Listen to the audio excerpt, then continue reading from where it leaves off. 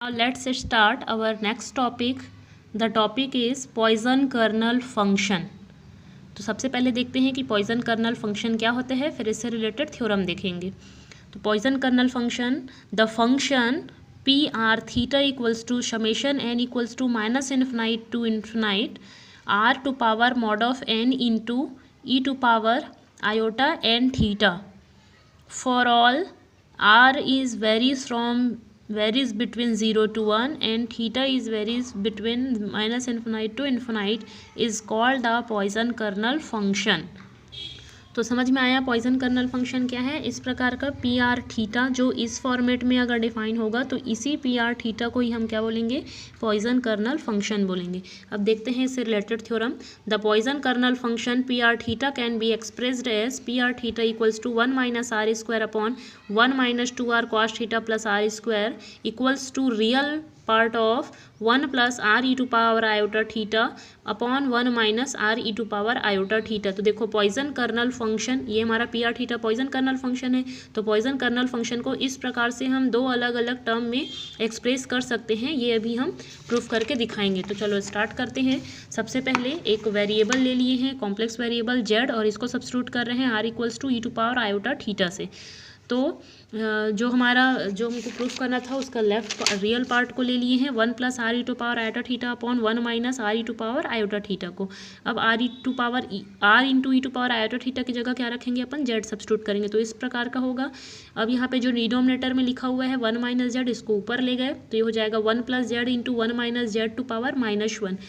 तो देखो next step में क्या किया गया है, 1 प्लस जेड. अब इसको बायोनोमियल एक्सपांसन करेंगे, ये इस प्रकार से यहाँ से 1 प्लस जेड को इसमें अंदर मल्टीप्लाई कर देंगे तो हमको इस प्रकार से मिलेगा. तो देखो सीरीज हमारा कैसा मिला, 1 plus 2 summation z to power n. अगर हम इस 1 को फर्स्ट टर्म को अगर हम सेम लिखे और सेकंड टर्म से देखें तो इसको हम क्या लिख सकते हैं, इस समेशन के फॉर्म पे इस प्रकार से हम इसको लिख सकते हैं. ठीक है. अब आगे नेक्स्ट स्टेप में 1 प्लस 2. अब देखो जेड एन की वैल्यू वापस यहाँ पे रखा गया है. ये z equals to r e to power iota theta था, तो जेड की पावर में एन लिया गया है, तो हमको इस टाइप का मिलेगा.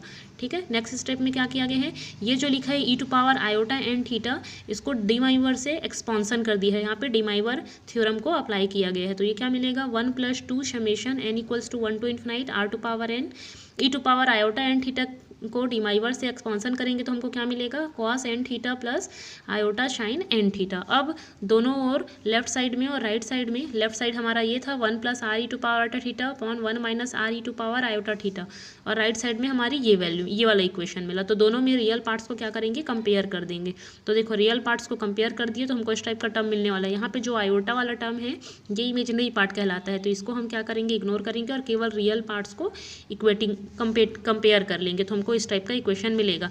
अब यहाँ पे देखो नेक्स्ट स्टेप में 1 plus 2 summation n equals to 1 to infinite r to power n cos n theta को वापस हम इस फॉर्मेट में लिख सकते हैं. तो इसको ऐसा लिखा गया है, यहाँ से 2 कैंसिल हो गया है और ये कितना आ गया समेशन. अब देखो फर्स्ट टर्म को समेशन में ही ले लिया गया है, तो यहाँ पे समेशन की रेंज कहाँ से चालू हो जाएगा, n equals to minus infinite to infinite r to power mod n theta, और ये आ जाएगा e to power iota n theta. और ये जो फॉर्मेट लिखा हुआ है ये किसका है, पी आर थीटा का. भी मैं बताई हूँ पॉइजन कर्नल का डेफिनेशन, ये देखो यहाँ पे लिखा हुआ है ये इस प्रकार से. तो ये किसकी वैल्यू मिल गई है, पी आर थीटा की वैल्यू. तो real part of 1 plus r e to power iota theta upon 1 minus r e to power iota theta equals to क्या मिल गया, पी आर थीटा. तो फर्स्ट एक्सप्रेशन हम यहाँ पे हमको मिल गया है.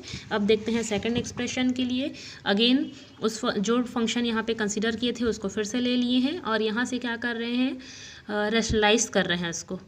या हम कह सकते हैं कि 1 minus r into e to power minus iota theta का डिनोमिनेटर और न्यूमरेटर में मल्टीप्लाई कर रहे हैं. इसको आपस में सॉल्व कर लिए हैं. सॉल्व करने के बाद जहाँ जहाँ पे भी e to power iota theta या e to power minus iota theta का टर्म आया है उसको फिर से डीमाइवर से एक्सपांड कर दिए हैं. और आगे नेक्स्ट स्टेप में फिर से इसमें दोनों ओर क्या किए हैं, रियल पार्ट्स को कंपेयर करे हैं. तो जब रियल पार्ट्स को फिर से बोथ साइड में कंपेयर करेंगे तो हमको इस टाइप का इक्वेशन मिलेगा. और ये इक्वेशन हमको जो हमारे स्टेटमेंट में दिए हैं ये उस प्रकार का है. तो इक्वेशन 1 और 2 को कंबाइन कर देंगे तो फाइनल जो स्टेटमेंट में हमारा पूछा गया है वो हमको मिल जाएगा. और इस प्रकार से हमारा थ्योरम प्रूफ. Thank you.